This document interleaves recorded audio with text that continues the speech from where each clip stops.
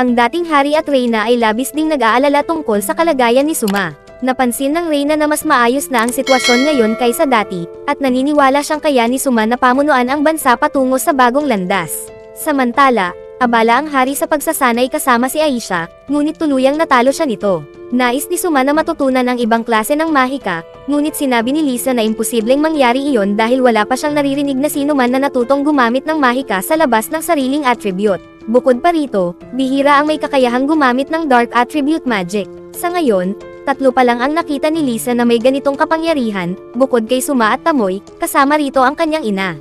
Pero kahit si Lisa, hindi alam ang eksaktong detalye ng mahika ng reyna. Pakiramdam ni Suma ay hindi siya kayang protektahan ng dark attribute magic, ngunit agad namang sinabi ni Aisha na kaya niyang protektahan si Suma. Sa sandaling iyon, dumating sina Hakuya at Ludwon upang kausapin siya.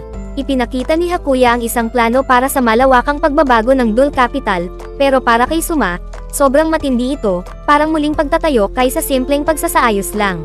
Nagreklamo si Hakuya na magulo ang Ducal Capital at dahil perfectionist siya, hindi niya mapigil ang baguhin ang lahat. Gayunman, dahil sa mga isyu sa kaligtasan lalo na sa sunog, kailangan pa ring magsagawa ng mga lokal na reforma. Sumang-ayon si Suma, ngunit iginiit niyang isaalang-alang muna ang opinyon ng mga residente. Kung hindi, baka tutulan ng mga mamamayan ang mga desisyon ng kaharian. Ayon kay Hakuya, kung susundin nila ang kagustuhan ng mga residente, baka maging isang art city ang lugar, at wala namang problema roon si Suma.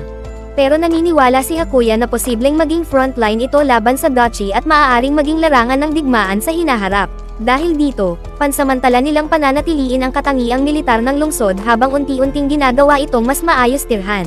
Naisip ni Jun na kung sulit bang simulan agad ang pagbabago, ngunit para kay Suma, mahalaga ang rekonstruksyon pagkatapos ng digmaan. Kailangang magkaroon ng lugar para sa mga retiradong sundalo at maayos na sistema ng supply upang may makain ang mga tao. Ipinabatid din ni Ludwon na nalinis na ang mga kalsada at kasalukuyang may mga bagong itinatayo. Ngunit nag-aalala siya na kung pipilitin ng Empire na isauli ang capital, masasayang lang ang lahat ng kanilang pinagpagyuran sa infrastruktura. Naiinis naman si Licia sa pag-iisip na maaaring gamitin ni Julius ang mga tulay na kanilang itinayo para atakihin ang kaharian. Ngunit sinabi ni Hakuya na maliit ang posibilidad na mangyari ito. Kahit mabawi pa ni Julius ang kapangyarihan, hindi niya gagamitin ang mga tulay ng kaharian dahil sisirain nito ang dangal ng isang crown prince. Hindi alintana ni Suma ang tungkol sa dangal, pero alam niyang pinahahalagahan ito ni Julius. Kaya nagdesisyon si Suma na pangalanan ang mga tulay batay sa mga taong lumahok sa The Siege. Kahit mabawi ng kalabang puwersa ang capital, siguradong gugustuhin ng mga anti-kingdom faction na sirain ang mga tulay na iyon. Kaya itinuloy nila ang plano ng pagtatayo ng mga tulay. Napansin ni Suma na mas epektibo sa Empire ang malumanay na taktika kaysa marahas na paraan. Kaya sa negosasyon, napakahalagang huwag ipakita na kalaban sila. Naisip din niya na nasa mahirap na posisyon si Holy Maiden Maria, kailangan niyang pamunuan ang sangkatauhan laban sa demon race habang pinananatili ang imahe ng kabaitan at paggalang. Sa pananaw ni Suma, ang malawak na Grand Empire ay isa lang ring ordinaryong kapangyarihan na pilit pinananatili ang magandang imahe. Labanan ito kung sino ang mas matagal makakapagpanggap. Kasabay nito, opisyal nang dumating sa Royal Capital ang grupo na pinamumunuan ni Jin. Ang hukbo ng Empire na may 50,000 sundalo ay nakapwesto na malapit sa border at tila handa nang umatake anumang oras. Nakipagkita mismo si Suma kina Jin at Julius, at hindi niya napigil ang biruin at asarin si Julius. Si Julius, na halatang hindi pa malinaw ang isip, ay agad na humiling na isauli sa kanila ang capital at iginiit na ayon sa Human Declaration Convention, hindi kinikilala ang mga teritoryong nasakop sa ilalim ng isang coalition of nations. Mariing sinagot ni Suma ang sinabi niya. Ipinaalala niya na ang duchy ang unang umatake sa kaharian, at si Julius mismo ay sumama pa sa kanyang ama sa labanan, kaya pareho silang may pananagutan. Walang kaiyahiyang sinagot ni Julius na hindi raw iyon mahalaga, dahil sa ngayon ay ang kaharian ang sumasakop sa duchy. Hindi na pinatulan pa ni Suma si Julius at tumingin kay Jin upang marinig ang posisyon ng Empire. Ipinahayag ni Jin na umaasa silang kusang ibibigay ni Suma ang capital. Ngunit tumutol si Suma. Sinabi niya na posibleng ayaw nang bumalik ng mga lokal na residente sa duchy. Hinamon pa niya si Julius na bumalik doon at obserbahan mismo ang kalagayan ng mga tao, makikita niya na hindi sila pinipilit manatili. Sino ba naman ang masayang magde-decorate ng kanilang bubong at pader ng makukulay na kulay kung sila'y bihag lang? Sa ilalim ng pamumuno ng dating duke, malamlam at puno ng kaba ang buhay sa kapital. Para kay Suma, ang isang tunay na hari ay dapat nakatuon sa pamahalaan, kapakanan ng publiko, at ekonomiya, hindi sa pang-aapi ng mamamayan sa pamamagitan ng sobrang buwis para sa militar. Sumagot si Julius na ang kanilang militarisasyon ay tugon lang sa dating mga pag-atake ng kaharian. Napagod na si Suma sa paulit-ulit na palusot na ito kaya iprinisente ni Hakuya ang talaan ng mga maharlika ng kaharian na naimpluwensyahan ng Dachi upang magalsa, isang impormasyong hindi alam kahit ni Jin. Nabigla si Julius, at nang mapagtanto ang sarili niyang pagkukunwari gamit ang Human Declaration bilang sangkalan, halos mawalan siya ng kontrol. Pinakalma lamang siya ni Jin. Naisip ni Suma na walang saysay makipagnegosasyon sa isang taong katulad ni Julius. Kaya hiniling niya kay Jin na alisin ito upang makapag-usap ng direkta ang kaharian at empire. Wala namang puwang sa negosasyon ang isang bansang natalo gaya ng kay Julius. Pagkaalis ni Julius, doon pa lamang nagsimula ang totoong pag-uusap. Sina Jin at Lisha, na magkakilala pa noong kabataan nila bago pa ang Demon Invasion, ay nakapag-usap ng mas maayos at produktibo. Samantala, pinahanda ni Suma ang isang kasambahay upang aliwin si Julius sa isang piging, na kahit paano'y nakatulong upang lumambat ang tensyon at tuluyang masimulan ang formal na negosasyon. Napansin ni Suma na sa mundong ito, tila buong araw na siyang lumalaban ngunit wala siyang masyadong nakakaharap na mga demonyo. Maganda ang lokasyon ng bansa kaya hindi nila kailangang masyadong mag-alala sa mga demon sa frontline. Ang tunay na problema ay ang interes ng mga kalapit na bansa, kaya tuloy-tuloy ang negosasyon sa Empire. Bilang patunay ng sinseridad, ibinunyag ng Empire ang isang lihim, nakakain ang laman ng mga monster. Sinubukan na ito ni Jin at sinabi niyang katulad lang ito ng normal na karne ang lasa. Nag-alala si Suma na baka ito ay mula sa demon tribes, dahil minsan nang binanggit ni Tamoy na may ilang demonyo ang marunong makipag-usap. Nilinaw naman ni Jin na karne ng halimaw ang kinain nila, hindi ng humanoid demons, dahil mahirap iyon tanggapin sa isipan. Ibinahagi rin ni Jin ang tungkol sa demon-slaying army na pinamunuan noon ng kanyang ama at ama ni Maria 10 taon na ang nakararaan, nang unang sumalakay ang mga demon sa kontinente. Noong una, mga halimaw na walang isip at kumikilos lang sa instinct ang umatake, kaya may ilan pang nakatakas. Ngunit dumating ang ibang demonyo na may mataas na katalinuhan at nakakatakot na lakas. Pagkatapos matalo ng sangkatauhan, hindi na lumusab pa ang mga matatalinong demonyo, bagkus kumalat ang mga bulong-bulungan, kabilang na ang teorya na nagkaroon sila ng katalinuhan matapos kumain ng utak ng tao. Nagtagal sa ganitong patayong labanan ang sitwasyon. Ngayon, ang mga halimaw na walang isip na lang ang umaatake sa mga tao. Ikinwento ni Jin na natikman na niya ang winged snake meat, at para lang itong normal na ahas. Bilang isang commander, hindi siya mapili sa pagkain at sinabi niyang hindi sila ang unang kumain ng karne ng monster, may mga labi na ng nilutong halimaw ang natagpuan noon. Para kay Suma, dapat pagtuunan ng pansin kung bakit kumakain ng monster ang mga demon.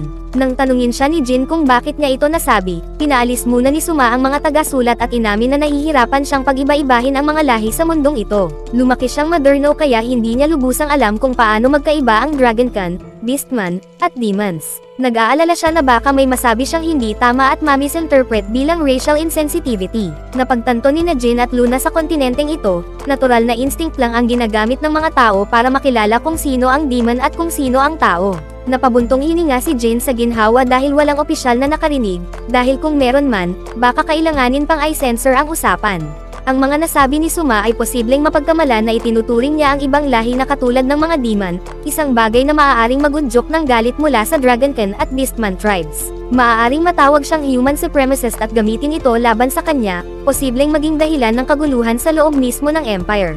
Bagaman protektado ang mga lahing ito bilang minority, may ibang bansa na gustong gawing alipin ang mga ito at baka gamitin ang pag-label na demon upang makialam sa internal affairs ng kaharian. Kaya't dapat ay pribado lang itong pag-usapan sa pagitan ng Empire at ng kaharian. Ipinagpaliban muna nila ang usapan tungkol sa relasyon ng demons at beast tribes at nagtuon sa Dachi invasion. Ipinaalala ni Suma na ang pagkakasakop nila sa ducal capital ay tugon lamang sa unang pananalakay ng Dachi. Kung hindi ito kikilalanan, baka masundan ito ng ibang miyembro ng Human Declaration na basta-basta na lang manakop. Ngunit kung marahas nilang kukunin ang teritoryo, baka magdulot ito ng takot sa ibang kasapi ng alyansa. Kaya iminungkahi ni Suma na kung gusto nilang mabawi ang capital, dapat ay may kabayaran at ipakita nilang seryoso sila. Dahil ang Dachi ang unang umatake, sila dapat ang may pananagutan. Ang bayad ay dapat nasa Imperial Coins bilang malinaw na pahayag sa ibang kasapi ng alyansa. Siguradong magrereklamo si Julius, pero hindi na ito iniintindi ng mga negosyador. Nagtanong si Jin kung bakit hindi sumali ang kaharian sa Human Declaration. Alam niyang may pag-aatubili ang dating hari, ngunit marahil ay may dahilan si Suma para dito. Opisyal na sagot ni Suma, habang sumusuporta si Queen Maria sa kooperasyon ng sangkatauhan, mananatiling kakampi ng Empire ang kaharian. Kahit hindi sila formal na lumagda sa Human Declaration, layunin nilang magkaroon ng lihim na alyansa kasama ang Empire upang magtulungan sa pagtatanggol laban sa Demon Invasion sa kanlurang bahagi, habang ang silangan naman ay pinangangalagaan ng Eastern Nations Alliance. Ibinunyag ni Suma na maaaring tumulong ang pinagsamang puwersa ng kaharian sa depensa laban sa mga demon, bagay na kapakipakinabang para sa Empire. Gayunman, ang ganitong kooperasyon ay maaaring makabahala sa mga karatig bansa, kaya iminungkahi ni Suma ang isang lihim na alyansa, isang hakbang na makakatipid ng malaki sa lakas militar ng Empire. Hindi nakita ni Jin ang anumang pakinabang para kay Suma sa ganitong sitwasyon, ngunit ipinaliwanag niya na sa panahon ng kaguluhan, hindi lang benepisyo ang mahalaga kundi ang pagkamit ng tiwala ng Empire. Dahil nasa magandang posisyon ang kaharian ngunit hindi aktibong nakikibahagi, maaaring lumitaw ang hindi pagkakasya ng mga tao. Kaya naghanda si Suma ng long-distance communication tools para kay Jin upang madali siyang makipag-usap ng direkta kay Maria. Pinuri ni Jin ang talento ni Suma at tinanong si Lisha kung handa ba siyang hayaan ang kanyang ama na mabawi ang trono.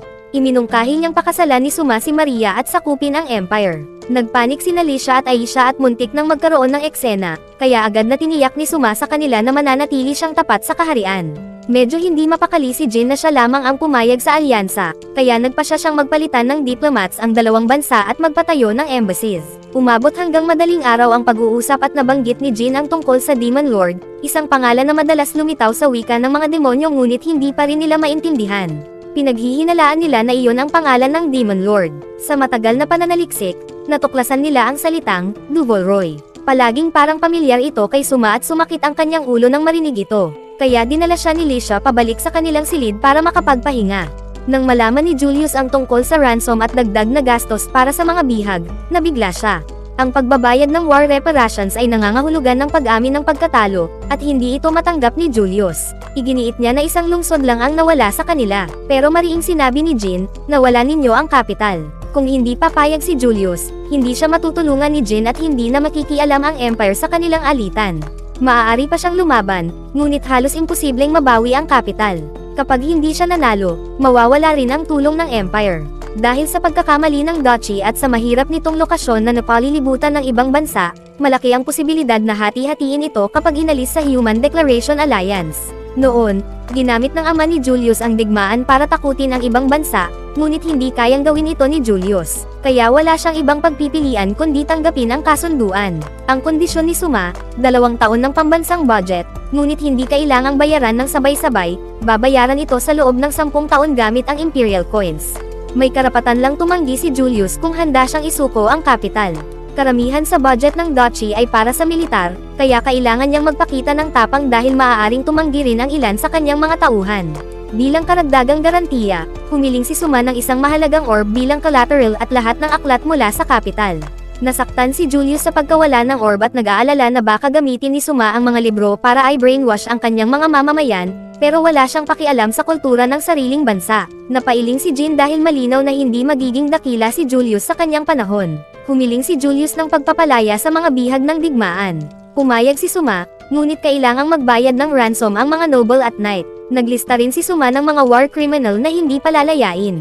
Sumang-ayon si Julius at nangakong ibabalik ang mga ito sa kaharian. Tinanong pa ni Julius kung nakita ba ni Suma ang kapatid niyang si Roroa. Nang malaman niyang nakatakas ito, hindi na siya nag-usisa pa. Sabi ni Lisha, takot si Julius na baka subukan nitong agawin ang trono. Pagkatapos ay iminungkahi ni Suma na kunin ang babaeng general na kumanta ng national anthem ng live. Wala namang pakialam si Julius at nag-alok pa ng 5 noble kapalit nito. Agad pumayag si Suma, malinaw na hindi alam ni Julius ang halaga ng babaeng general. Sa huli, nilagdaan ng 3 panig ang reparations treaty. Bago umalis, pinaalalahanan ni Suma si Julius na ang mga lupang madaling makuha ay mahirap pamunuan. Sinabi niyang nakuha niya ang kapital at nilinis ang katiwalian doon, ngunit hindi siya sigurado kung kakayanin ni Julius na pamunuan itong mabuti. Hindi naman ito pinansin ni Julius at iginiit na kaharian pa rin niya ito. Tanging hangad ni Suma ay maging mabuti si Julius sa mga mamamayan. Habang umaalis si Suma at ang kanyang grupo sa kapital ng duchy, kapansin-pansin ang pag-aatubili ng mga tao. Akala ni Lisha ay normal lang iyon, pero ipinaliwanag ni Suma na natural itong mangyari dahil nasanay na ang mga tao sa paghihirap noon. Naranasan nila ang kalayaan at kasiyahan sa ilalim ng pamumuno ni Suma, kaya takot silang bumalik sa mapang-ipong panahon. Malamang, gagawa ng halimbawa si Julius para ipakita ang kapangyarihan niya, at ayon sa kasabihan, ang paniniil ay mas mabangis pa sa tigre, kaya balang araw ay lalaban din ang mga tao. Pagbalik ni Jin sa capital, sinalubong siya ng mahigpit na yakap ni Maria. Nag-usap ang magkapatid tungkol kay Suma. Sinabi ni Jin na pareho sina Suma at Maria, nagtatrabaho ng walang pahinga at may kama pa sa opisina. Hindi rin nagalit si Suma sa pagkakasama niya sa Empire at pinangunahan pa niya ang mga mamamayan sa pag-unlad. Nagpakilala rin siya ng mga makabagong konsepto at lihim na nagpanukala ng alyansa sa Empire. Naisip ni Maria kung paano ang kaharian na dati kailangang magbayad ng ransom, ngayon ay sapat na ang lakas para suportahan ang silangan. Naalala niya ang propesya tungkol sa isang bayani na magbabago ng panahon, hindi para talunin ang Demon Lord kundi para pamunuan ang bagong era. At sa lahat ng nangyari, malinaw na si Suma ang nagdala ng pagbabagong iyon. Samantala, gamit ang puppet, dumalo si Suma sa pagtitipon ng mga adventurer sa kaharian. Pinangunahan ni Lisha ang selebrasyon bilang pasasalamat sa kanilang tulong sa paglikas ng mga sibilyan sa panahon ng digmaan. Pinilit uminom si Puppet Suma at agad itong bumagsak. Napabuntong hininga si Lisha at ipinahatid ito pabalik. Napansin ni Yuno ang kakaiba, hindi alam na ilang sandali pa ay ngangitian siya ni Lisha ng may kapalyahan, tinutukoy kung gaano ito kakyot. Nabigla si Suma at agad nilinaw na walang nangyayari sa kanila. Matapos maresolba ang mga isyu sa duchy, bumisita si Suma kay Duke Carmine sa piitan. Tumanggi si Carmine na makita siya ni Leah dahil ito'y magiging bagong reyna at hindi dapat makita ang isang traidor na elder. Alam ni Suma na naalala pa rin ni Leah ang mga sinabi ni Carmine kaya malungkot siya. Ang mga sundalong tumalikod noon ay nagbayad ng kanilang kasalanan sa labanan laban sa duchy. Samantala, si Duke Castor at ang kanyang anak na si Carla lamang ang hindi nakabawi. Binawi ang kanyang lupain at ipapamana ito sa kanyang panganay na anak. Ang magiging kapalaran ni Castor at Carla ay si Suma mismo ang magpapasya. Ang mga traidor na noble ay tinanggalan ng titulo, kinumpiska ang kanilang lupa at ari-arian, at binitay. Ang mga pamilya nila ay hinatulan ng pribado. Hindi tulad ni Carmine, hindi sila handa, hindi nila pinutol ang koneksyon sa pamilya. Sa batas ng kaharian, ang pagtataksil ay parusang hanggang 3 henerasyon. Para kay Suma, masyado itong mabigat kaya, kasama si Hakuya, binago niya ang batas, mula 3 henerasyon ay ginawa itong 2. Lahat ng bata sa ilalim ng 13 anyos ay ipinadala sa orphanage o simbahan. Kahit ganoon, mabigat pa rin. Ito para kay Suma. Sinabi ni Carmine na masyado siyang maawin. Isang karaniwang civil service exam candidate lang siya 6 na buwan ang nakalipas, kaya naiintindihan kung bakit. Binasa ni Carmine ang sulat ni Lisha at sinabi niyang mabuting tao si Suma, kung hindi niya makukuha ang buong tiwala ni Lisha. Alam ni Suma na kailangang gumawa ng mabigat na desisyon na masasaktan si Lisha, ang pagpapatupad ng parusang kamatayan kay Duke Carmine. Alam niyang hindi masama ang layunin ni Carmine, gusto lang nitong pagsamasamahin ang mga tiwaling noble upang mabilis silang maparusahan. Mas mabuti raw ang isang mabilis na sakit kaysa sa matagal na pagdurusa. Pero hindi ito maaaring isa publiko dahil hindi matatanggap ng mga pamilya ng mga nasawing sundalo ang katotohanan. Para kay Suma, pabigla-bigla ang ginawa ni Carmine. Maaari naman nilang unti-unting linisin ang mga tiwaling noble. Kahit si Castor ay naniwala sa intensyon ni Carmine, kaya bilang kaibigan, pinili niyang samahan ito hanggang huli, kahit kapalit ay maituring siyang traidor. Si Suma ay may mga plano para kay Duke Castor ngunit ito'y naapektuhan ng mga pangyayari, bagaman sa huli, ang lahat ay lumabas na pabor kay Suma. Gusto ni Carmine ang ganitong resulta, dahil matanda na siya, gusto niyang isama sa kanyang pagbagsak ang ilang tiwaling opisyal ng kaharian. Ang tanging panghihinayang niya ay hindi niya makikita ang magiging mga anak ni Suma at Lisa. Tahimik na naupo si Suma at hinayaan si Carmine na isiwalat ang tunay na utak sa likod ng lahat. Dahil mataas ang respeto ni Carmine kay Suma, alam niyang hindi mababago ang pananaw nito dahil lang sa ilang salita ni Lisa. Ipinakita rin ang katapatan ni Carmine sa kaharian na may kaugnayan ang mastermind sa pamilya Maharlika. Tumanggi si Carmine na ibunyag ang pangalan ng taong iyon at sinabing siya mismo ang lalapit kay Suma kapag dumating na ang tamang oras. Sa huli, inalok ni Suma ang isang bote ng alak na may lason bilang paraan ng marangal na kamatayan. Hindi niya kayang panoorin na bitihin sa publiko ang isang bayani. Tinanggap ni Carmine ang lason at hiling niya kay Suma, alagaan si Lisa. Tiniyak ni Suma na si Lisa ay pamilya niya at hindi niya ito pababayaan. Uminom si Carmine ng lason at namatay ng tahimik. Ipinabatid ni Suma ang balita ng pagkamatay ni Duke Carmine kay Lisa. Bahagyang nanginag ang kamay nito habang pumipirma ng dokumento at pagkatapos ay tahimik na nagpatuloy sa pagtatrabaho. Samantala, sina Hakuya at Jin ay abala sa pagtalakay ng mga pulisya.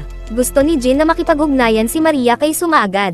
Habang abala si Hakuya sa pagkopya ng mga aklat mula sa duchy, naisip ni Jin na mahusay itong tao at gustong kunin sa kanyang panig, pero magalang na tumanggi si Hakuya dahil kontento siya sa paglilingkod kay Suma. Tumanggap si Hakuya ng ulat mula sa mga intelligence operatives, maayos ang takbo ng kanilang operasyon at may lihim na puwersang tumutulong. Sa kanyang pagsisiyasat sa Royal Archives ng Dachi, hindi inaasahan ni Hakuya na makakakita siya ng isang painting na iniwan ni Roroa, na naglalaman ng mga palihim nitong galaw. Samantala, pansamantalang pinamunuan ng ama ni Halbert, na bagong general, ang hukbo ni Duke Carmine hanggang sa tuluyang maisama ang iba't ibang unit ng militar. Ginawaran din ng titulo si Aisha at opisyal ng naging personal guard ng hari. Bilang gantimpala sa kontribusyon ng kanyang ama, inalok ni Suma ng gantimpala ang mga elf, ngunit ikinagulat niya ng hingi ng ama ni Aisha na pakasalan niya ang anak. Hindi tumanggi o pumayag si Suma, maingat niyang binago ang usapan. Sa kabilang banda, lumapit si Axel nang mapansin ang pagkabalisa ng kanyang apo na si Juna. Ipinahayag niyang ang ama ni Juna ay nag-asawa sa kanilang pamilya, kaya bilang isang karaniwang mamamayan, bibigyan niya si Juna ng kalayaang sundin ang sariling landas. Naantig si Juna at sinabi niyang gusto niyang manatili sa tabi ni Suma bilang royal singer. Habang palihim na may ibang puwersang gumagalaw sa loob ng kaharian upang ihanda si Suma sa isang posibleng pagbagsak, nakipagkita si Lise sa kaibigan niyang si Carla at ibinahagi ang kanyang bigat ng kalooban matapos malaman ang tungkol sa pagpapakamatay ni Carmine. Naiintindihan ni Carla ang parehong panig, pareho silang kumilos para sa kinabukasan ng kaharian. Iminungkahi ni Carla na lumayo si Lisa kay Suma, ngunit naniniwala si Lisa na habang buhay si Carla, may pagkakataon pa itong makabawi. Idinaos sa publiko ang paglilitis kina Castor at Carla. Ayon sa lumang batas, pareho silang traidor na dapat kumpiskahin ang ari-arian at hatulan ng kamatayan. Tumayo si Axel at ipinagtanggol sila, sinabing ang kanilang ginawa ay hindi dahil sa tunay na pagtataksil kundi sa labis na katapatan sa dating hari at pagkakaibigan kay Carmine. Sumuporta rin si Hakuya, sinabing ang pagkwestiyon sa dating hari na kusang bumaba sa trono ay isang pagkilos ng kawalang katapatan. Ginamit ni Hakuya at Axel ang taktika ng good cop bad cop bago ipaubaya kay Suma ang huling desisyon. Humiling si Castor na siya na lamang ang sisihin at huwag idamay si Carla, ngunit sinabi ni Carla na handa siyang harapin ang kapalaran kasama ng kanyang ama. Tinanong ni Suma ang mga ministro at noble kung ano ang kanilang pananaw. May isang noble na tumindig at sinabing bagaman nagkasala sina Carla at Castor, ginawa nila iyon dahil sa katapatan at para protektahan ang bansa. Iminungkahi niyang bayaran na lamang ng kanilang mga nagawa sa militar ang kanilang pagkakasala. May isa namang ministro na nagmungkahi na hayaan si Castor na magpatuloy sa serbisyo sa Air Force bilang pagtubos ng sarili, kasunod ng prinsipyo ni Suma na pinahahalagahan ang talento. Ngunit may ilan ding ministro ang iginiit na dapat pairalin ang batas at ipabitay ang dalawa. Sa sandaling iyon, kumilos ang mga agent ng Secret Division sa likod ng mga ministro. Sa utos ni Suma, bumagsak ang mga talam. Alam ni Suma mula sa mga modernong aral ng pamumuno na kailangang balansehin ng isang pinuno ang kabaitan at kalupitan. Ngunit hindi nangangahulugang lahat ng kaaway ay dapat patayin, dapat lamang maging mabagsik sa mga traidor na malapit sa kanya. Sa halip na sina Castor at Carla, pinatay ni Suma ang 12 ministro at noble na lihim na konektado sa banyagang puwersa. Ang mga tagapagpatupad ng parusang iyon ay mismong mga dating tauhan ni Carmine na nagkunwaring patay at ngayoy palihim na naglilingkod kay Suma. Ang natitirang noble at ministro na tapat sa kaharian ay pinuri ni Hakuya at agad nilang ipinahayag ang katapatan kay Suma. Para kina Castor at Carla, sinabi ni Suma na dahil tumanggi si Castor sa huling pagkakataon, dapat siyang bitayin. Ngunit bilang pagkilala sa kanyang nagawa, pinatawad niya ito at ipinatapon sa teritoryo ni Axel. Si Carla naman, dahil wala siyang sariling merito, ay hinatulan batay sa orihinal niyang kasalanan, mula pagiging noble, ibinaba siya sa pagiging alipin ng royal family. Lihim na umaasa si Suma na kung sakaling maging isang malupit na pinuno siya sa hinaharap, si Carla ang magtatapos sa kanya, hindi sina Lisa o Aisha. Pagkatapos ng lahat ng ito, sumakit ang ulo ni Suma at nagpasya siyang magpahinga. Pinaniniwalaan ni Aisha na nakakaramdam siya ng bigat ng konsensya matapos ang pagpatay sa 12 noble, kaya nagpasya si Lisa na samahan siyang kalimutan pansamantala ang nangyari. Samantala, nalaman ni Roroa na tinubos ng kanyang mangmang na kapatid ang kapital at napamura siya sa inis. Alam niyang ang mga mamamayan ang tunay na magdurusa. Para sa kanya, mas mabuting hindi nabawiin ang kapital at hayaang walang makialam na empire o kaharian, habang nag-iipon ng pangtubos. Patuloy ang plano ni Suma. Ayon kay Kuya, masyadong maayos ang lahat kaya pinaghihinala ang may lihim na puwersang tumutulong. Hindi tumigil si Suma, ituloy daw ang plano. Dumating si Lewin dala ang balita tungkol sa isang kamangha-manghang ginawa ng isang kaibigan ni Suma, si Jenny. Dinala siya ni Lewin sa isang garahe na pala ay pasukan sa isang underground dungeon. Nang bumukas ang pinto, nakita nila ang sahig na kumikislap na parang metal. Hindi ito ikinagulat ni Lisa at ng iba pa dahil karaniwan sa kanila ang ganitong magic. Sa loob, natagpuan nila ang isang modernong high-tech na laboratorio, pagmamay-ari ni Jenny, isang dating mananaliksik ng Forbidden Army na tinanggal dahil sa mga pagkakamali. Ipinakita niya ang proyekto niyang Grass Arrow, isang sandatang kayang magtanim ng puno habang nakikipaglaban, isang sagot sa pagkasira ng lupa dulot ng digmaan. Naalala ni Lisha ang Mad Magician ng Forbidden Army, na minsang nagpatubo ng isang napakalawak na kagubatan malapit sa kastilyo bago ang pagsaman kay Suma. Inamin ni Jenny na eksperimento lamang iyon, at laking gulat niya sa lakas ng epekto ng arrow. Hindi niya nagustuhan ang mabigat na atmosfera ng research facility, kaya gusto niyang mag-aral sa larangang siya mismo ang pumili, dahil naniniwala siyang tanging malayang imahinasyon lang ang maaaring magbunga ng mahuhusay na imbensyon. Sa loob ng maraming henerasyon, ang pamilya ni Jenny ay nagsasaliksik ng underground technology, at unti-unti nilang natutuklasan ang isa pang aspeto ng kanilang mundo. Halimbawa, ang orb na ginagamit ni Suma para sa Stream Dreaming, na sinasabing enchanted ng air at water spirits, ay natuklasan pala sa kumpletong anyo nito sa loob ng dungeon. Ipinaliwanag ni Jenny na ang konsepto ng spirits ay kadalasang itinuturing na alamat lamang, at madalas iniuugnay ng mga tao ang mga hindi maipaliwanag na pangyayari sa magic, kahit na posibleng hindi tuluyang hindi umiiral ang spirits. Gayunpaman, ang orb ay hindi lang ginagamit para sa pagre-record o live streaming. Ang kakayahang ito ay aksidenteng natuklasan habang isinasagawa ang pananaliksik tungkol sa orb. Naging mausisa si Suma kung ano ba talaga ang tunay na pagkatao ng orb. Ipinaliwanag ni Jenny na ito ang core ng underground dungeon, at napakahalaga nito para mapanatili ang cycle ng dungeon. Kapag nasira ang orb, mawawala rin ang mga halimaw sa dungeon. Dahil dito, ang pinakalayunin ng mga adventurer na pumapasok sa mga dungeon ay patigilan ang paggana ng mga core orb, kunin ang mga ito, at ipasa sa estado kapalit ng napakalaking kayamanan at sukdulang karangalan. Dahil dito, ang mga orb na nasa ibabaw ngayon ay pawang mga sirang core mula sa mga dungeon, at ang mga researcher ay hanggang doon na lamang ang kaya nilang pag-aralan. Wala pang sino mang nagawang magdala ng isang buo at intact na orb sa ibabaw, dahil sa takot na baka magsidagsaan ang mga halimaw at sakupin ang mundo sa itaas. Doon biglang napagtanto na posibleng may kaugnayan ang paglitaw ng mga demon tribes sa mga orb na dinadala sa ibabaw. Matagal ng pangarap ni Jenny na makapag-aral ng isang kumpletong orb.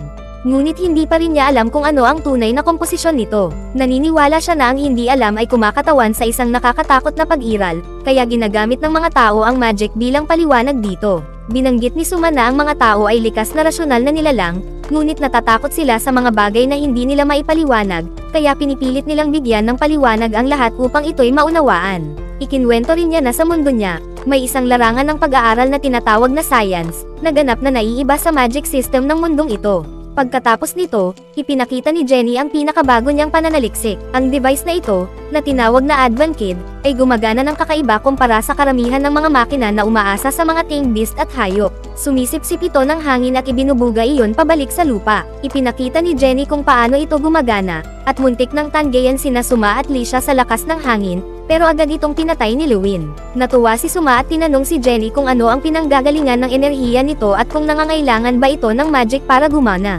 Umiling si Jenny at naglabas ng isang madilim na cube. Ipinaliwanag niya na isa itong energy source na kilala bilang cursed ore.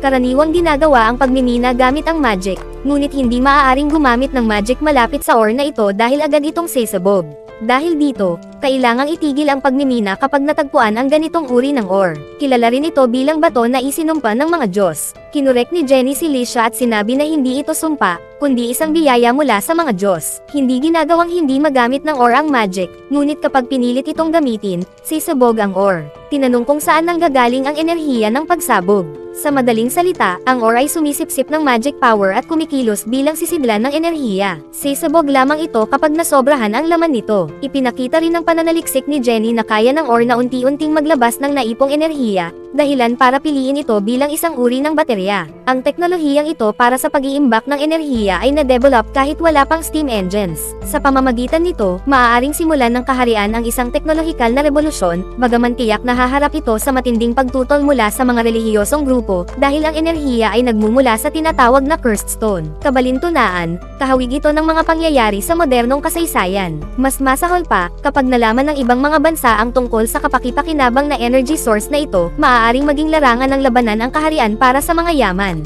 Gayunpaman, ang pagmamay-ari ng ore na ito ay maaaring mag-angat sa kaharian bilang pinakamalakas na bansa sa buong kontinente, pero kasabay nito, maaari rin itong tuluyang sirain ang buong bansa. Biglang sumakit ng matindi ang ulo ni Suma, at tahimik niyang sinabi kay Lisha na kasing halaga ng presensya ni Jenny sa kaharian si Tomo. Kailangan nilang makahanap ng paraan para manatili si Jenny ng kusa. Iniisip ni Lisha na naroon naman ang pamilya ni Jenny kaya lohikal na hindi siya basta aalis, pero pakiramdam niya, kapag nagkaroon si Jenny ng sarili niyang pamilya, natural na ayaw na talaga nitong umalis. Napatingin si Suma kay Lewin, ang matalik na kaibigan ni Jenny mula pa pagkabata, at tinanong si Lisha kung gusto ba ni Jenny si Lewin. Sa tingin ni Lisha, may 60% na posibilidad na gusto niya ito, pero ang ikinababahala niya ay kung gusto rin ba ni Lewin si Jenny. Sinabi ni Suma na may 99% na chance ang gusto ni Lewin si Jenny, dahil hindi raw talaga marunong magtago ng ganoong bagay ang mga lalaki. Kaya direkta niyang tinanong ang dalawa kung may nararamdaman ba sila para sa isa't isa. Agad na mula, si Lewin. Sinabi naman ni Jenny na alam niyang mag-aasawa rin siya balang araw, at wala siyang tutol kung si Lewin ang mapapangasawa niya. Nag-alala si Lewin tungkol sa kinabukasan ng pamilya ni Jenny. Pumalakpak si Suma at sinabing napakasimple lang pala ng solusyon.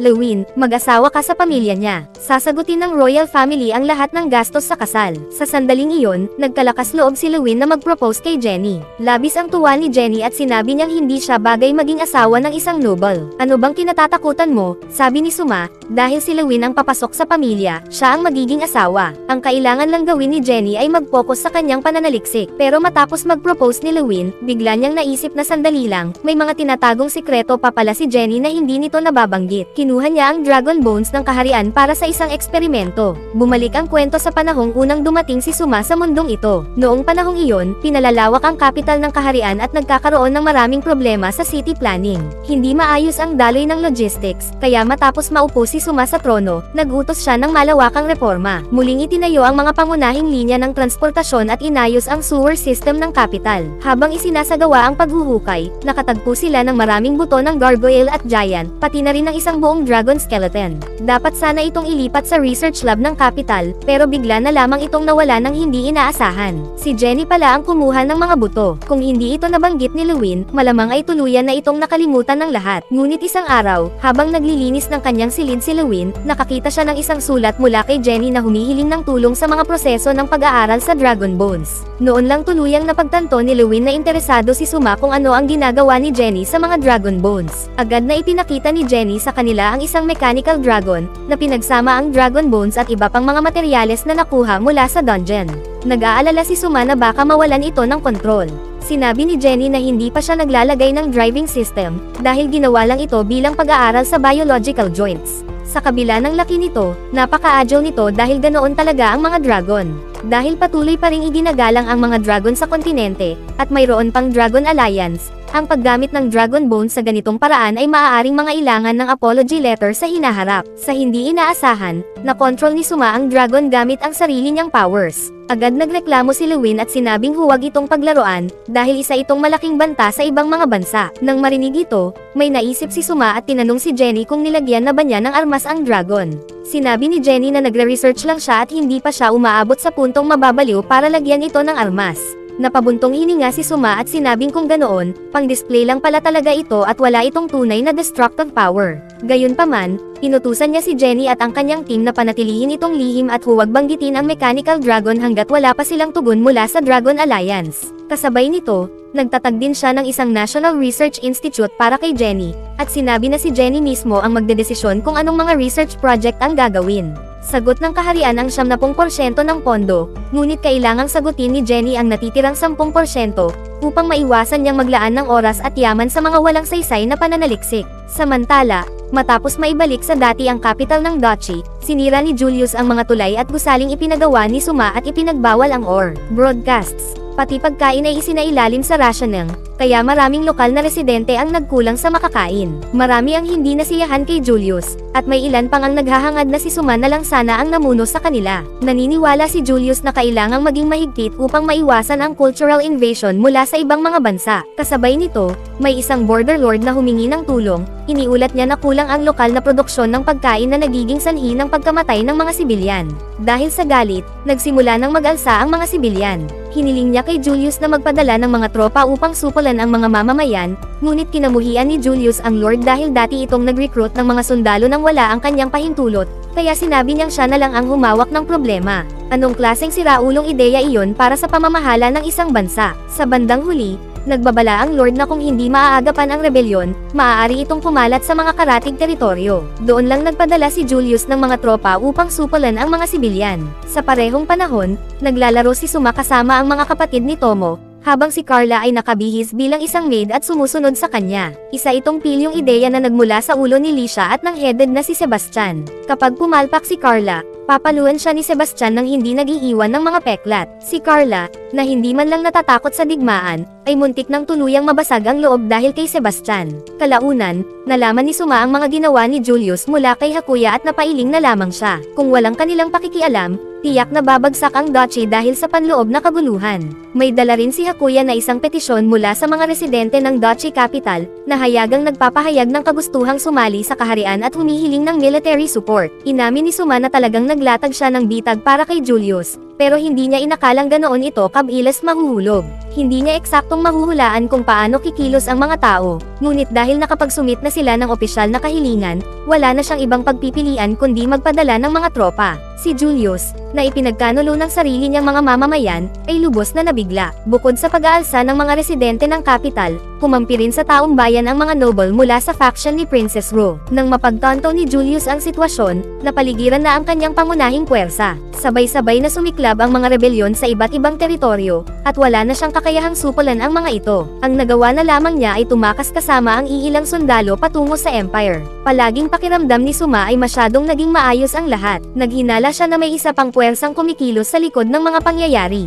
Sa pagtakas ni Julius patungo sa Empire, nawalan ng pinuno ang duchy. Agad namang pinagnasahan ng mga karatig na republics at ng papal state ang duchy. Ang tinatawag na permanently neutral mercenary country ay hindi hayagang nagpadala ng mga sundalo, ngunit palihim nitong sinuportahan ang republic at ang papal state. Sa magkabilang panig, nagsimula ang mga digmaan sa ilalim ng mga dahilan na ipinapakita bilang usapin ng mga noble. Naharang ang pag-abante ng republic ng isang duke sa hangganan ng duchy, ngunit walang nakakaalam kung hanggang kailan nila iyon kakayanin. Ang duchy, na ngayon ay walang pinuno, ay parang kandilang tinatangay ng hangin. Pagkatapos nito, nakatanggap si Suma ng balita na ang buong duchy ay humihiling na sumali sa kanyang kaharian. Ang dokumento ay pinirmahan ng magkatuwang ng dating general at dating finance minister ng duchy. Mas pinili nilang mapasama sa kaharian ni Suma kaysa mahati-hati at maaga ng iba't ibang hostile states. Nabigla si Suma. Hindi ito isang biyayang basta nahulog sa kanyang kamay, kundi isang napakadelikadong pasanin. May malinaw na mga benepisyo, pagdami ng populasyon, paglakas ng national power, at higit sa lahat, ang mayamang local mineral resources ng duchy. Gayunpaman, mas mabigat ang mga kapalit nito.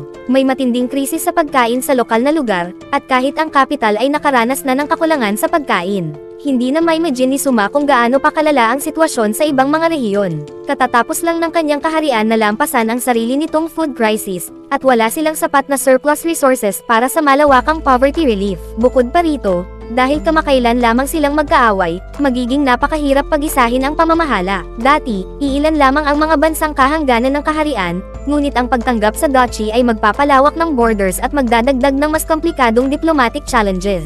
Dagdag pa rito, ang pagsasanib ay nangangahulugan na walang war reparations. Ang pagtanggap sa duchy ay katumbas ng isang malaking financial sacrifice, ngunit wala rin silang sapat na dahilan para tumanggi, dahil ang pagtanggi sa duchy ay katumbas din ng pagtanggi sa access sa capital nito. Ang kanilang pagtulong sa duchy ay isinagawa sa anyo ng pagtugon sa kahilingan ng mga mamamayan nito, kaya ang pagtanggi ay magiging tahasang pagtanggi rin sa capital. Kahit patuluyan nilang tanggihan ang lahat, ang mahabang hangganan sa duchy ay maaaring magdulot ng napakalaking pagdagsa ng mga refugees sakaling sumiklab ang kaguluhan, na lalo lamang magpapahirap sa pamamahala. Mas simple nang tanggapin ang lahat mula sa simula, kahit nangangahulugan ito ng pagharap sa matitinding paghihirap sa unang yugto. Dahil dito, iniutos ni Suma na ipahayag sa buong mundo na formal na tatanggapin ng kaharian ang duchy, at agad niyang ipinadala ang mga tropa sa hangganan ng duchy. Pagkatapos nito, nakipagkita si Suma sa dating general at dating finance minister ng ng Dachi. Dala nila ang mga naunang financial reports ng Dachi at mga dokumentong may kaugnayan sa mga karapatan.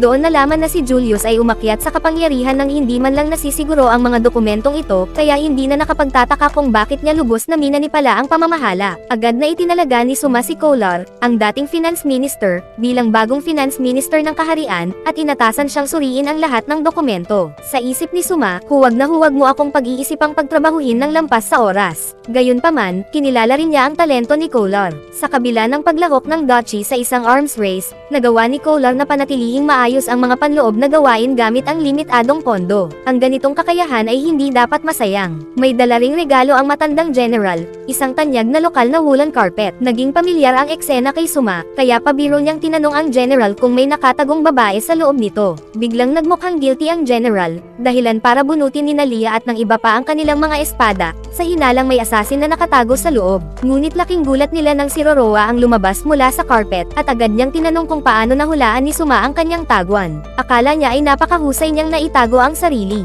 Binanggit ni Suma ang isang kwento mula sa kanyang mundo na tinatawag na Cleopatra, kung saan kilala itong lumitaw sa isang katulad na paraan. Walang pag-aalinlang ang inamin ni Roroa na siya ang dating prinsesa ng Dachi, at siya ay dumating upang magpakasal.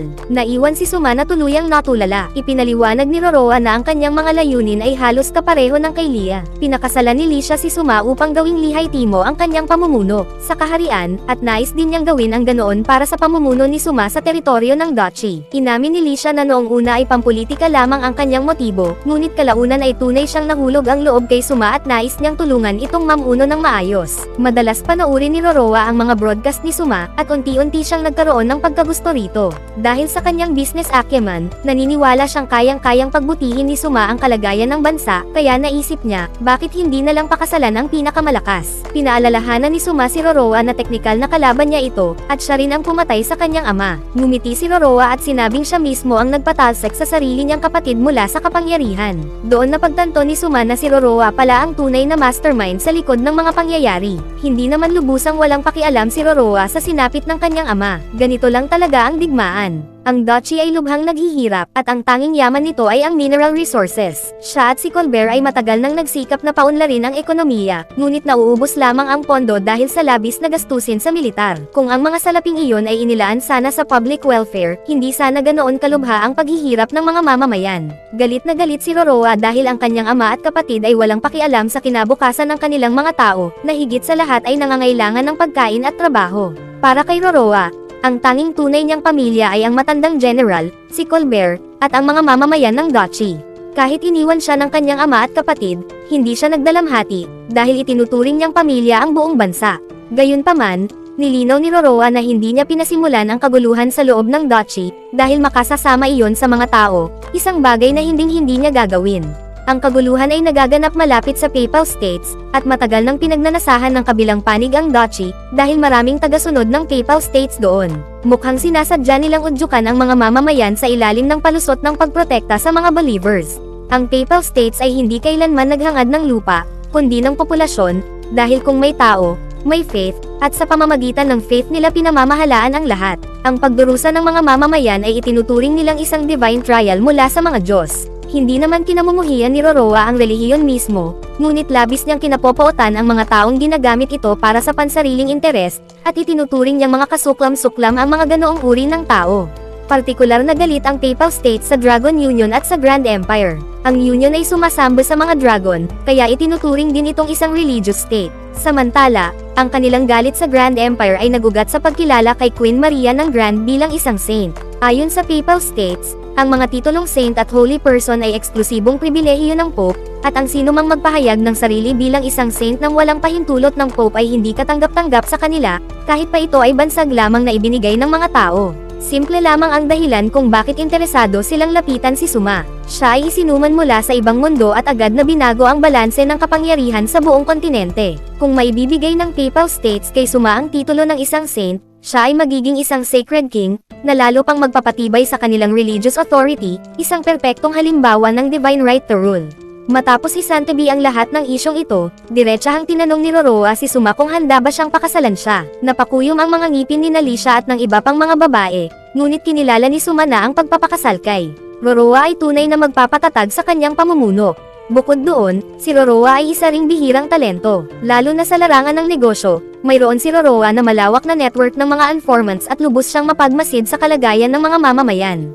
Tinanong ni Suma si Lisha kung ano ang kanyang opinyon, at sinabi niyang wala siyang tutol kung papayag si Suma, basta't maayos nitong mahawakan ang mga isyu sa succession, at kinikilala rin niya ang kakayahan ni Roroa. Tiniyak ni Roroa na hindi problema sa kanya ang succession. Wala siyang interes sa trono, dahil ang nais niya ay magtatag ng sarili niyang trading company.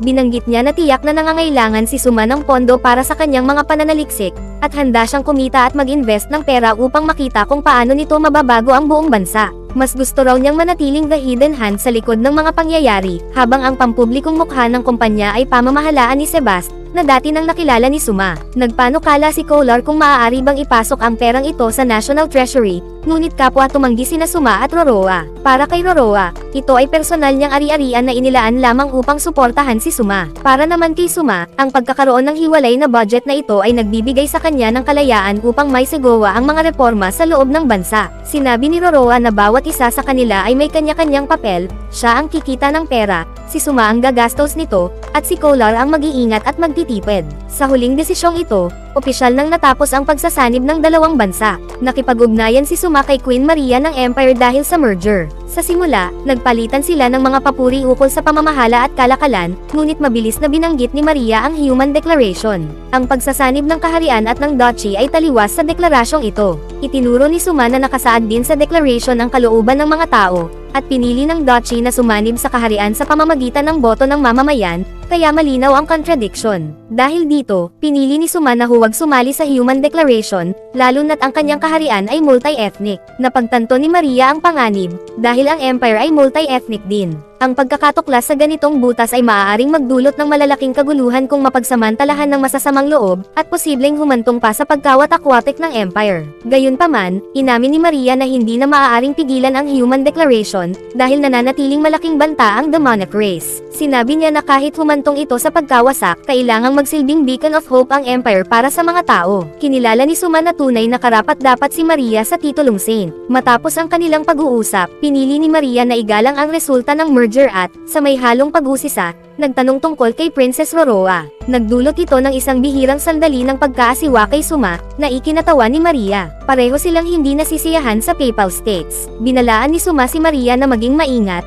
dahil maraming tagasunod ng Papal States sa loob ng empire, at maaaring udyukan ng Papal States ang mga panloob na alitan na sisire sa pagkakaisa laban sa demonic race. Inisip ni Maria na hindi naman aabot sa ganoon ang gagawin nila, ngunit alam ni Suma na ang relihiyon ay mas lalong umuusbong sa gitna ng kaguluhan dahil sa pakinabang, kaya posibleng sadyang manggulo ang Papal States.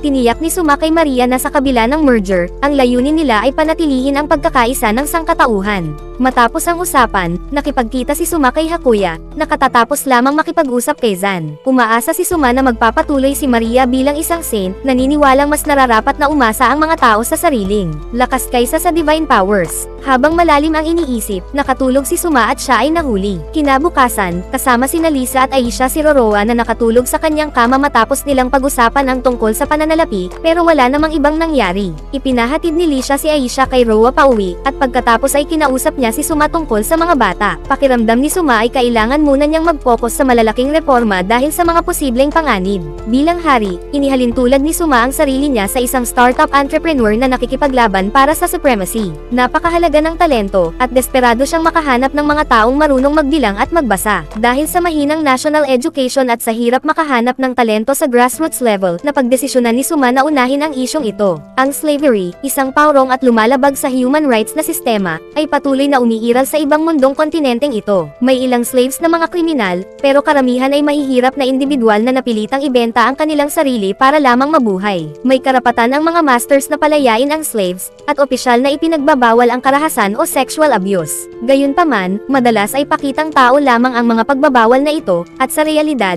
karaniwan ay grim ang kinahihinatnan ng mga slaves. Ang slave trader na si Kamo ay kamakailan lamang nagmana ng isang grupo ng slaves mula sa kanyang lolo. Nagulat siya nang makita ang matinding lungkot ng mga ito sa pagkamatay ng kanyang lolo. Ikinwento ng mga slaves na mas mabait ang lolo ni Kamo kaysa sa karamihan ng traders dahil binibigyan sila nito ng sapat na pagkain at damit at pinoprotektahan sila mula sa pang-aabuso. Ramdam din nila ang kabutihan ni Cam at kinatatakutan nilang hindi niya tanggapin ang papel bilang slave trader. Kapag tumigil si Kamo, ibebenta raw sila sa ibang traders, malamang na magkakahiwalay at magiging hindi tiyak ang kanilang mga future. Matapos ipaliwanag ito kay Kamo, voluntaryong nag-alok si Sandria, isang Raccoon tribe slave, na maparusahan. Umaasa siyang ibebenta ni Kamo ang mga slaves bilang buo-buong pamilya. Kahit alam niya ang mga panganib, nagsalita pa rin siya. Hindi sinaktan ni Kamo si Sandria. Inamin niyang hindi niya kayang tanggapin ang slave trade pero nangako siyang hahanap ng disenteng buyers para sa kanila. Bago ibenta ang mga slaves, siniguro niya ang kanilang kalagayan at isinama si Sandria sa pamimili. Ipinaliwanag na ang mga maayos at malinis na slaves ay mas may chance ang hindi mapunta sa mabigat na labor. Tinuruan din ni Kamo ang mga slaves ng mahahalagang skills, dahil naniniwala siyang ang dagdag na halaga ay magpapahalaga sa kanila ng mga buyers. Si Sandria, na marunong bumasa at sumulat dahil sa dating negosyo ng kanyang pamilya, ay hindi maintindihan ang mga ginagawa ni Kamo. Niloko siya ng dati niyang employer at napilitang maging slave para mailigtas ang tindahan ng kanyang pamilya. Dahil hindi plano ni Kamo na magtagal sa slave trading, layunin niyang ihanda ang mga slaves para sa mas mabubuting future.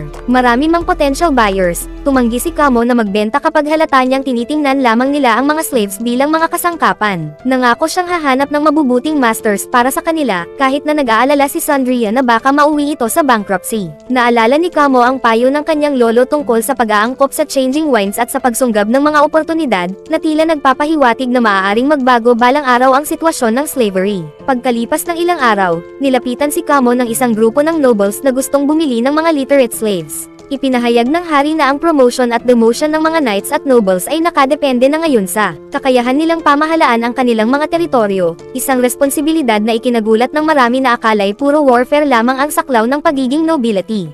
Sinabi ni Kamo na maaari lamang ibenta ang mga slaves bilang buo-buong pamilya. Sa kabila nito, sabik pa rin ang mga nobles na bilhin sila. Kalaunan, naibenta ang lahat ng slaves, at may ilang nobles pa na nagalok ng kasal sa mga literate slaves upang makuha ang kanilang serbisyo, kasabay ng pangakong kalayaan.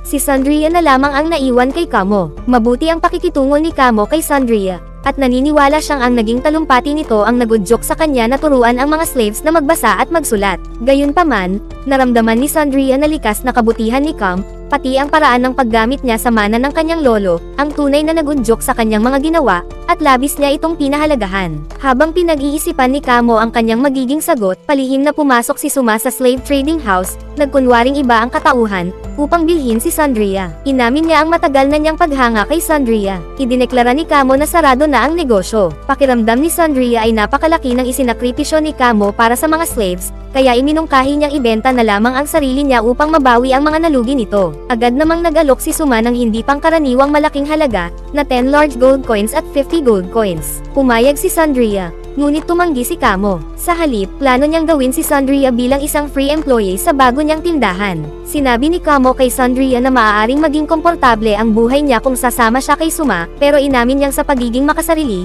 gusto niya itong manatili sa kanyang tabi. Punong-puno ng saya, pinili ni Sandria na manatili. Si Suma, na parang naging third wheel, ay tahimik na nanood habang nagkomento si Roroa at Aisha sa kakaibang takbo ng mga pangyayari.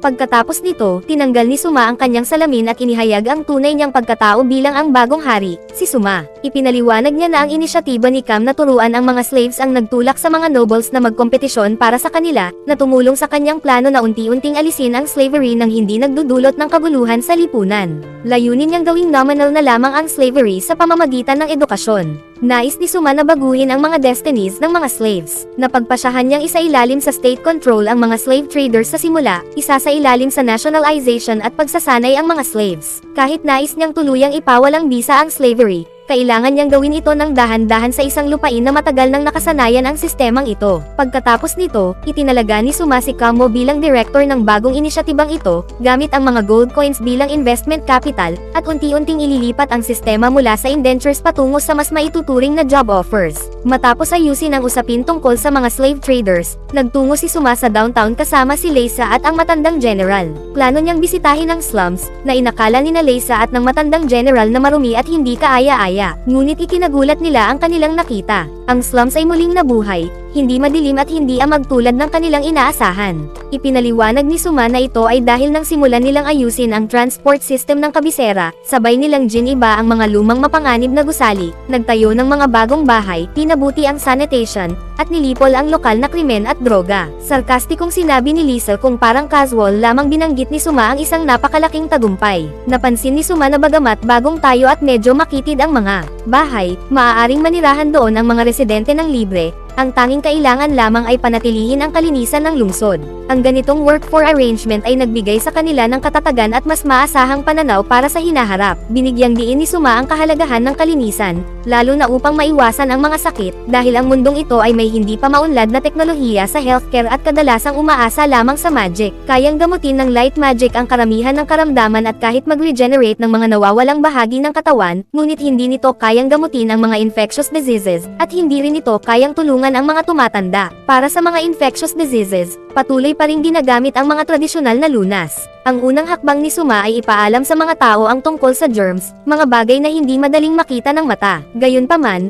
alam ni Suma ang tungkol sa isang race na may tatlong mata na nakakakita ng mga bagay na hindi kayang makita ng iba. Ang tri-race na ito ay bihirang makipag-ugnayan sa outsiders, dahil kaya nilang makita agad ang mga hindi malilinis na kondisyon, kaya iniiwasan nila ang panlabas na pakikipag-ugnayan. Nakabuo sila ng sarili nilang healthcare system at may advanced research na sila tungkol sa infectious diseases ng ilang siglo na ang nakalipas. Ang race na ito ay karaniwang nabubuhay ng lampas 80 years, samantalang para sa mga humans at beastman, ang umabot ng 60 ay itinuturing ng mahabang buhay.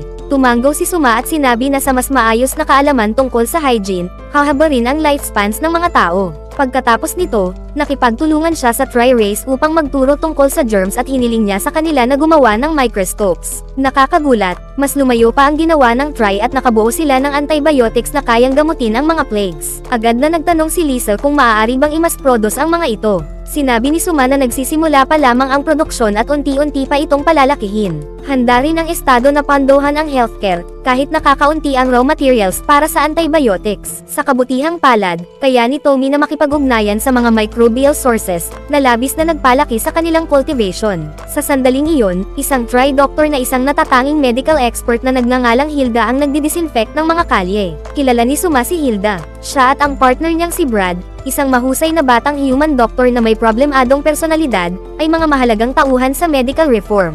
Dumalaw si Suma upang tingnan ang National Training Center na itinatag ni Kamo. Medyo kinakabahan sina Kamo at Leia nang makita siya, ngunit agad ding nakumpirma na naroon si Hilda, dahil madalas itong pumupunta roon upang mag-disinfect ng lugar.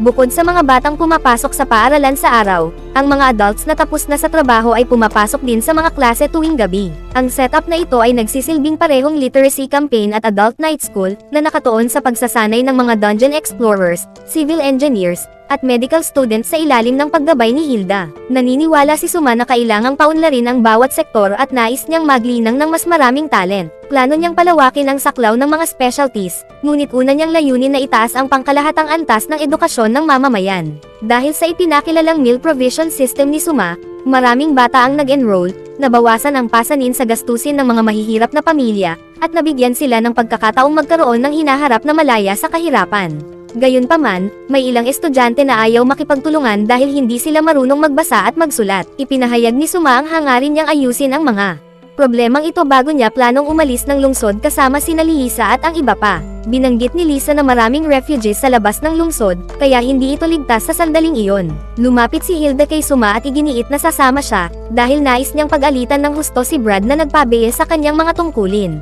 Maraming tents ang nakatayo sa labas ng lungsod na nagsisilbing pansamantalang tirahan ng mga taong tumatakas mula sa mga sakuna at wars. Sa kabila ng mahirap nilang kalagayan, binigyan sila ni Suma ng mga pangunahing pangangailangan tulad ng pagkain at fur wood, at inupahan niya ang Adventurers Guild upang bantayan ang lugar at protektahan ang mga refugees mula sa pang-aabuso. Pagdating nila sa entrada, nasaksihan nila ang mga kriminal na sinusubukang dukutin ang mga refugee children. Natuklasan ito ng mga miyembro ng Adventurers Guild at kasalukuyan na silang nakikipaglaban. Agad namang sumugod ang matandang general at si Carla upang tumulong. Habang nanatili si Lisha upang protektahan si Suma, biglang napansin niya na halos atakihin si Yuno at agad siyang intervene para hadlangan ang pag-atake. Agad na nag-counterattack sina Lisa at Yuno. Hawak ni Lisa si Suma sa kwelyo at sinabi na delikado siyang maging pabaya, halos pinaiyak siya. Curiously, nagtataka rin si Yuno kung paano nalaman ni Suma ang kanyang pangalan. Sa kabutihang palad, dumating ang matandang general at mabilis na pinalitan ni Suma ang usapan. Ayon sa mga nahuling kriminal, inupahan sila ng mga slave traders dahil isinasama ng hari ang mga ito bilang civil servants. Kinakailangan nilang pumasa sa assessment at kumuha ng lisensya.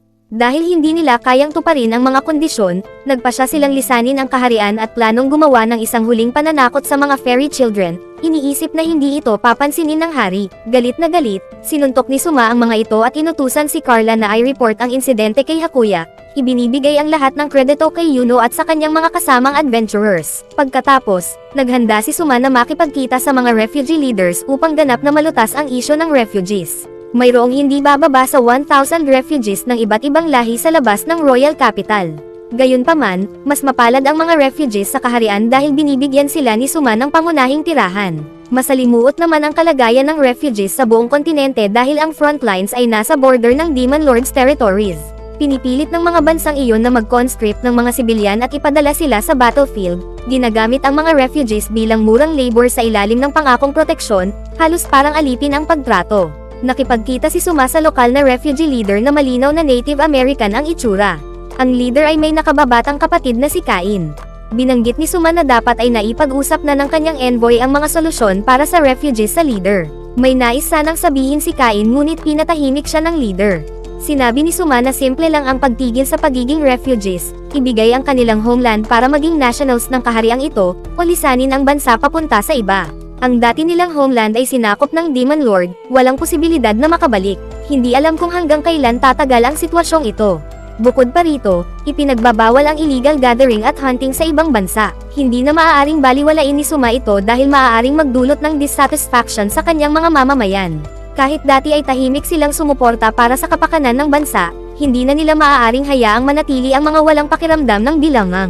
Napahinga ang leader at sinabi na nais lang nilang makabalik sa kanilang tahanan. Sinabi ni Suma na kung papayagan ng kondisyon, hindi niya pipigilan. Ang mga refugees na nagnanais umalis, ngunit hanggat nasa lupang ito sila, umaasa siyang mararamdaman nila ang sense of bilangang. Naramdaman ni Kain na hindi maiintindihan ni Suma ang sakit ng pagkawala ng homeland, ngunit sumagot si Suma na siya ay nagmula sa ibang mundo ng walang pag-asa ng pagbabalik, kaya tiyak niyang nauunawaan ang kanilang nararamdaman. Ngayon, kasama si Leah bilang bagong pamilya at ang iba pang sumusuporta sa kanya, magsisikap siyang gawing angkop na tahanan ang lupang ito para ang bansa ay hindi na iba sa kanyang sariling homeland. Nauunawaan ni Suma ang kanilang pangungulila sa kanilang homeland, pero iginiit niya na hindi sila maaaring manatiling nakulong sa nakaraan. Tinanong ng leader kung pakikitunguhan ba sila ni Suma tulad ng ginawa ng Grand Empire na naglaan ng wasteland sa mga refugees at pinilit silang maging self-sufficient para hindi maging pabigat sa empire. Kung makakabalik ang mga tao sa kanilang homeland, makikinabang ang empire dahil magkakaroon ito ng nakultivate na lupa, walang lugi para sa kanila. Ngunit hindi pwedeng mag-alok si Suma ng wasteland tulad ng empire dahil masyadong delikado. Ang lupa na pinaghirapan niyang paunlarin ay tiyak na ituturing nilang kanila. Maaaring maisip pa rin ng mga refugees ang pagbabalik sa kanilang homeland, pero paano naman ang susunod na henerasyon? Hindi nila alam ang homeland na hindi pa nila nararating.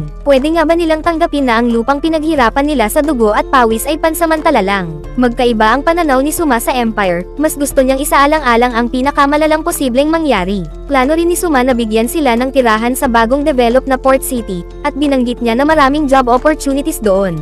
Ang mga refugees na dati nang may tirahan ay pwedeng magtrabaho at manirahan doon. Nagulat ang leader sa magandang balitang ito, pero agad na nakita ni Kain ang nakatagong realidad. Essentially, sinasabi sa kanila na hindi na talaga sila makakabalik sa kanilang homeland.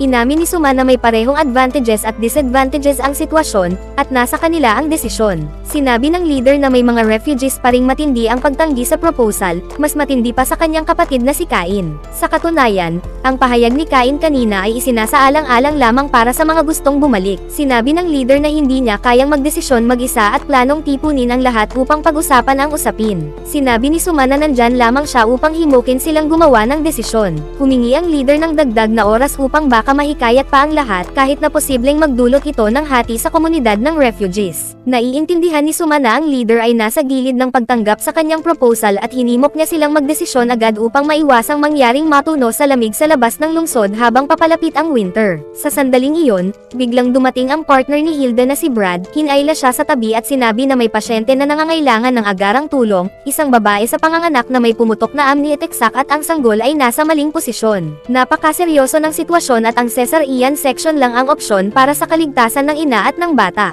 Ngunit sa oras na iyon, ang survival rate para sa cesarean section ay 20% lamang. Naniniwala si Brad na gamit ang kanyang kaalaman at ang infection prevention techniques ni Hilda, pwede nilang mailigtas ang babae. Hindi matanggihan ng partner ni Hilda ang sitwasyon, kaya humingi siya ng tulong kay Suma para makakuha ng medicinal herbs at professional equipment mula sa kapital. Ginamit din nila ang tent ng refugee leader upang magkaroon ng malinis na kapaligiran at tinipon ang mga refugees kung sakaling kailanganin ng blood transfusion. Agad na gumamit si Suma ng kumukulong tubig para sa sterilization. Nang marinig ni Leah ang tungkol sa cesarean, labis siyang nag-alala at tensyonado. Ipinaliwanag ni Suma na karaniwan ang cesarean para sa mga mahihirap na panganganak sa Earth at buo ang kanyang tiwala sa dalawang medical professionals. Pagkatapos, tinanong niya ang leader kung balak niyang pilitin ang mga batang ipapanganak at lalaki sa kingdom na iwan ang kanilang homeland. Habang papasya na ang leader, narinig nila ang iyak ng sanggol mula sa tent. Lumabas si Carla, kitang-kitang pagod, at inanunsyo ang kapanganakan ng isang malusog na lalaki, ligtas ang ina at anak. Masayang pinagpala ng leader at nikain ang bata. Pagkatapos nito, nagpa siya ang leader na ipasa ang kanyang pamumuno sa kanyang kapatid na babae. Binanggit niya na may ilan pa sa tribo na gustong bumalik sa kanilang homeland. Hindi niya pwedeng ipagkait ang kanilang kagustuhan, kaya nagpa siya siyang pangunahan ang mga taong iyon pabalik sa frontline para sumali sa militar at subukang mabawi ang kanilang homeland. Nag-alala si Cain para sa kaligtasan ng kanyang kapatid, ngunit tiniyak ng leader na labis ang pag-aalaga ni Suma sa mga tao ng bansa at naniniwala siyang kaya ni Cain na pangunahan ang iba upang umunlad dito. Pagkatapos, sinundan ni Suma si Carla upang makita ang ina at anak. Mabuti ang paggaling ng ina matapos manganak, maayos ang nutrisyon niya at kayang magbigay ng gatas sa bata. Napansin niya ang worried na ekspresyon ni Lisa, kaya ipinaliwanag ni Suma na mahusay na ang cesarean section sa Earth at hindi na dapat masyadong mag-alala. Ngunit si Carla, habang tinitiis ang banta ng kanyang collar, sinaway si Suma at inakusahan siyang sobrang casual sa sitwasyon. Ipinaliwanag niya kung paano niya nasaksihan ang tiyan ng ina na pinuputol, ang bata na iniaangat mula sa dugo, at kung paano kinailangang mag-transfuse ng dugo para mailigtas ang mag-ina. Kahit na may advanced na magic at medicine, nananatiling malaking hamon ang panganganak sa kababaihan. Binanggit ni Carla na kahit sa modernong medisina, pwede pa rin mamatay ang mga babae dahil sa malubhang pagdurugo o amniotic fluid embolism, at binigyang diin niya ang kabayanihan ng mga ina.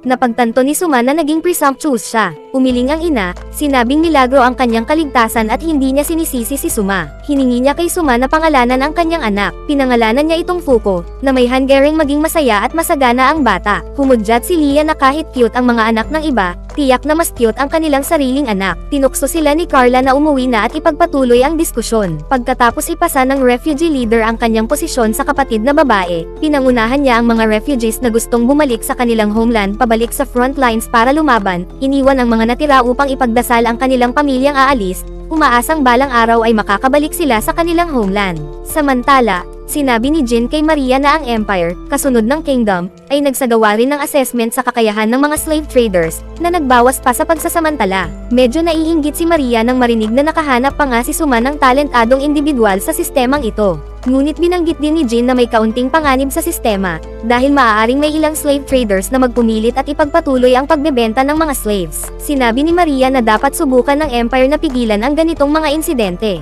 Pagkatapos, nagsimula silang mangchismis tungkol kina Jin at Hakuya, na agad namang nakula si Jin. Habang naguulat ng balita si Hakuya sa Kingdom, bigla siyang bumahing. Binanggit niya na naging matatag na ang buhay ng mga mamamayan. Pero may bagong problema na lumitaw dahil sa pagdating ng winter. Pumutol ang mga tao ng mga puno malapit sa kabisera para gawing materyales sa pagtatayo. Sabi ni Suma, madali lang itong lutasin. Isang mountain reservation plan ang sapat, may ilang puno sa bundok na bawal putulin. Kung kulang ang kahoy, pwede silang makipagtulungan sa mga kagubatan na kasalukuyang Tainfin. Naipatupad na rin ang refugee resettlement plan ng walang problema sa pabahay, pero ang suliranin ay trabaho. Karamihan sa refugees ay nakatira sa pamamagitan ng pangangaso at hindi pwedeng palaging gumawa ng bows at spears. Kaya nagpa siya si Suma na paunlarin ang textile industry at pagbutihin ang kanilang basic education hanggat maaari. Dahil magiging commercial center ang Port City, kailangan ng mga tao ng mas mataas na antas ng edukasyon para matustusan ang sarili, hindi lang sa pamamagitan ng physical labor. Sa panahong iyon,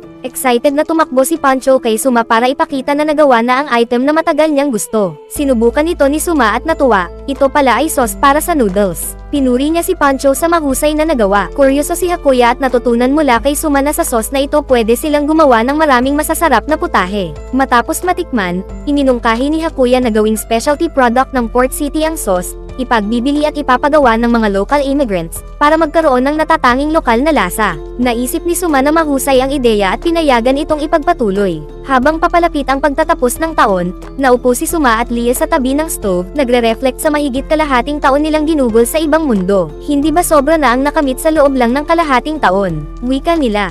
Pinakain ni Suma si Lia ng isang orange. Ipinapakita ang kanyang nais na mag-relax lang sandali. Biglang dumating si Carla para i-report na nais makita si Suma ng dating hari ng mag-isa. Ang unang kalahati ng episode ay puno ng aksyon at mas mainam panoorin ng direkta. Tungkol naman sa bedroom techniques, hindi ito angkop talakayin ng diretso. Nakipagkita si Suma sa mga magulang ni Lia. Napansin ng dating hari na marami na siyang nagawa sa loob ng isang taon mula nang maupo bilang hari, bilang isang tunay na kapanipaniwala at may kakayahang leader ng kanyang panahon. Bagaman madalas gustong makipagkita ni Suma sa kanila, palaging may dahilan ang mga ito para iwasan siya, na nangangakong ipapakita ang katotohanan balang araw. Naniniwala si Suma na maaaring dumating na ang tamang panahon. May tatlong tanong siya. Una, bakit sila nag-abdicate sa kapinsalaan ng isang taong hindi pa nila nakikilala o kilala, at inayos pa ang kasal ng kanilang mahal na anak na babae? Pangalawa, bakit kusang loob na ginampanan ni Duque Carmine, na hindi niya pa nakikilala, ang papel ng kontrabida at tinanggap ang sisi sa nobility? At pangatlo,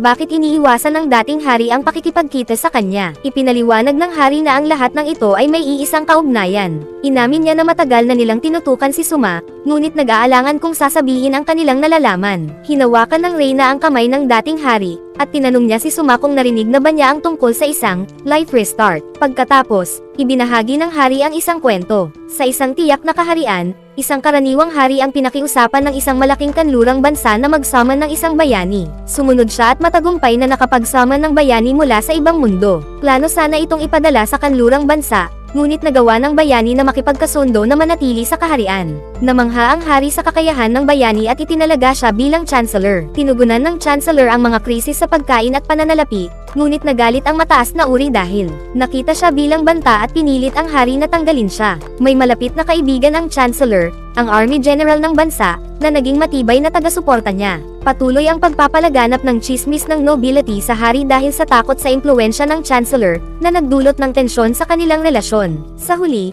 natanggal ang batang chancellor at pumunta sa lungsod kung saan nakatira ang army general.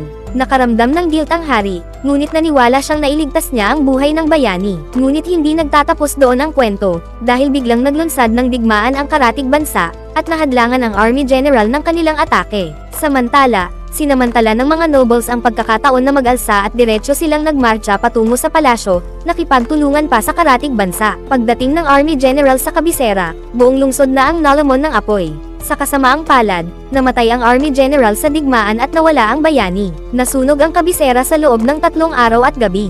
Napuno ng guilt ang hari, pakiramdam niya ang kanyang mga desisyon ang nagdulot ng kamatayan ng batang lalaki. Walang pangunahing general, paulit-ulit na natalo ang army. Agad na tinawag ng hari ang Air Force at Navy, ngunit walang naniwala sa hari, na siya pa ang naging sanhi ng pagkamatay ng bayani at army general.